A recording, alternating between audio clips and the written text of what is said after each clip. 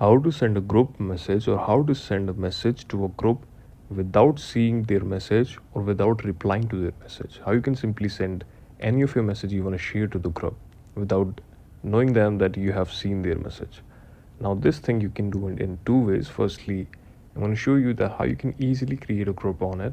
So just open our iPhone messenger here, then click on create a message, then type any message like hi, and from the menu I'm going to choose 2. In this I'm going to enter a number here, as you can see. So I will add 2 numbers here, and then simply I will send a text to them. Now to do this thing, you have to simply click on this, click on the setting, go to notifications, scroll down, click on messages, and you have to allow the notification and on the pop-up. Now whenever it will pop up to your screen, you will be able to reply the message from being on the home screen without even opening the message application. So this is how you can do it. This is quite simple for you. Thank you so much for watching this video.